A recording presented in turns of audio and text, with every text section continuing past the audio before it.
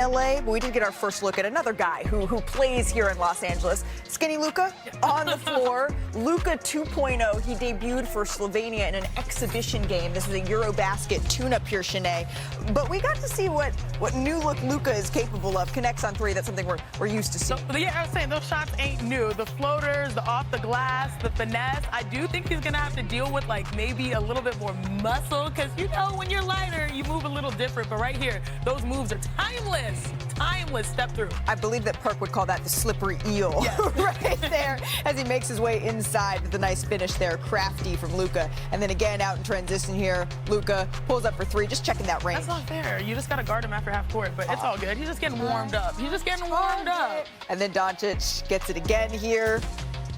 Gets this one to go. Hey. Slovenia would lose, but Doncic, he had 19 points, 5 assists in just 24 minutes in this game. So, yeah, I think that Luka is going to be just fine. Again, this was just a tune-up here for Slovenia. As we say hello to our resident big man, Kendrick Perkins. Perk, were you impressed by our first look at Luka?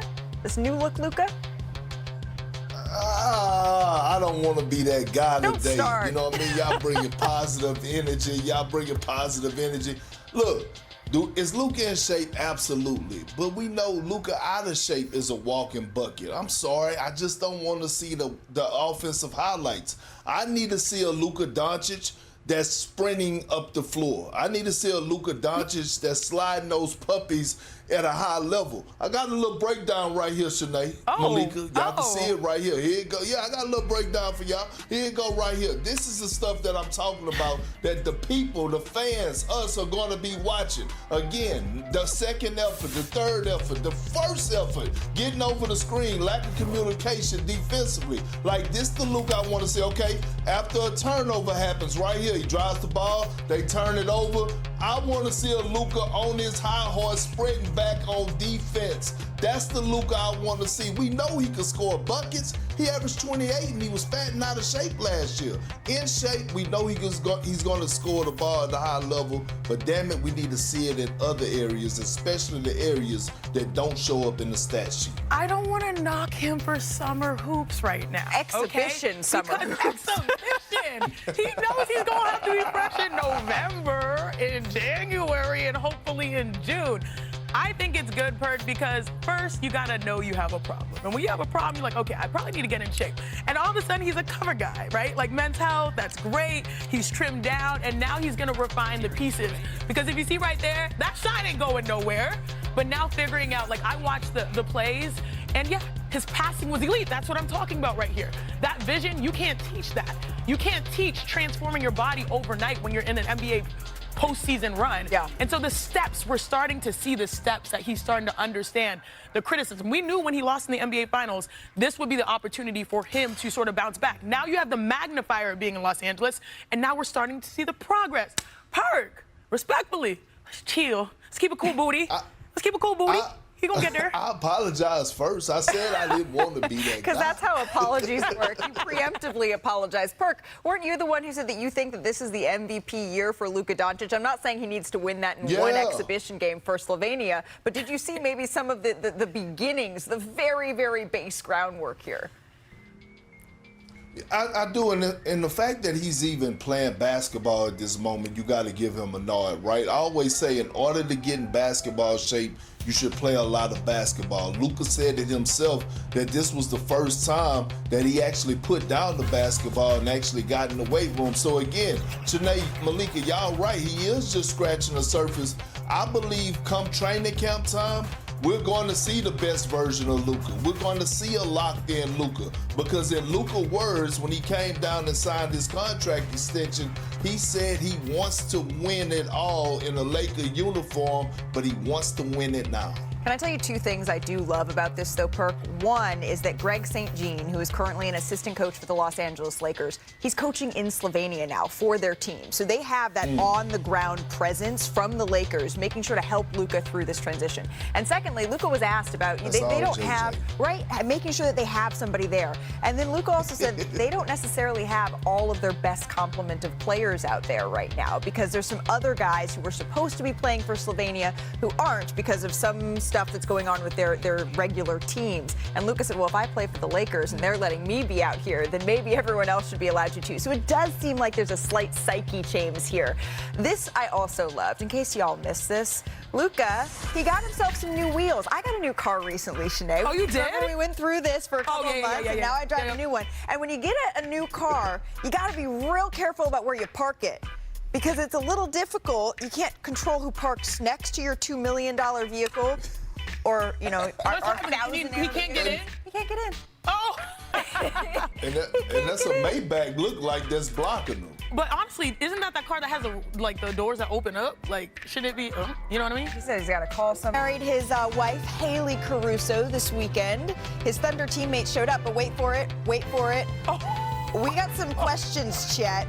Standing out, the white, the red, the gold chains, Scarface vibes. Perk, would you wear this, sir?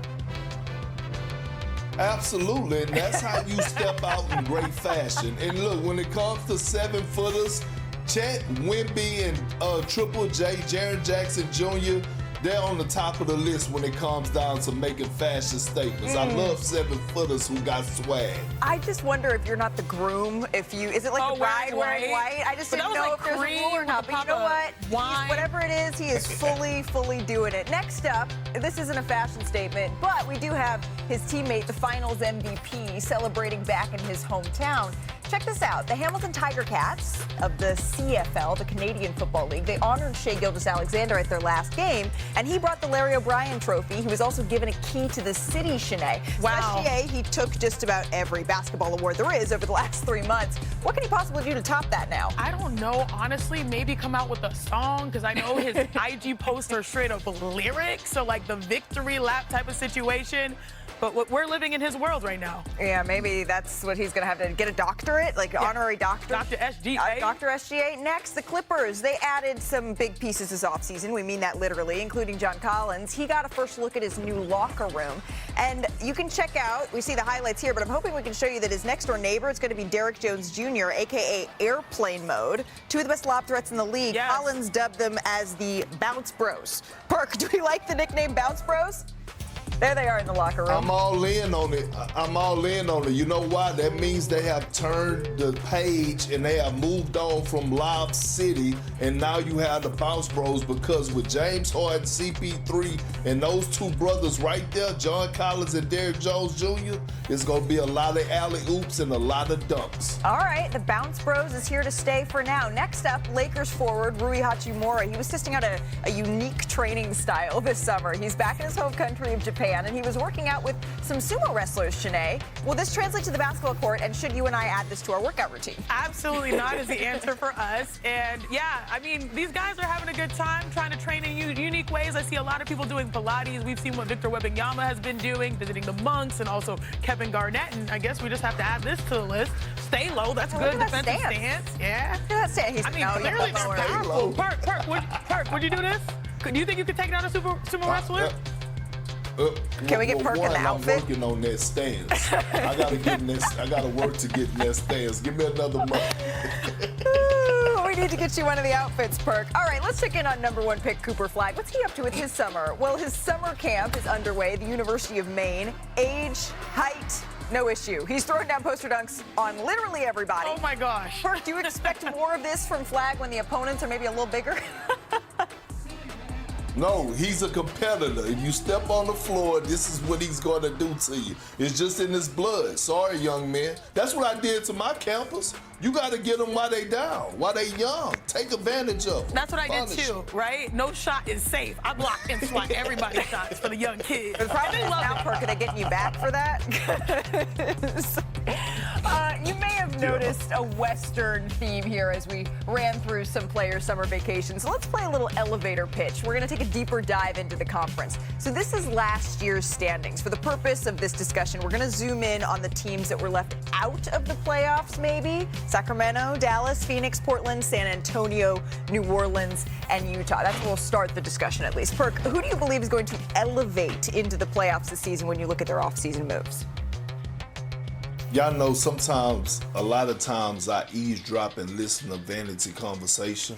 Queen's Admission she on the phone here? with her friends, and and she be saying stuff like, baby, honey, child, listen. Y'all listen to this. Here's the thing.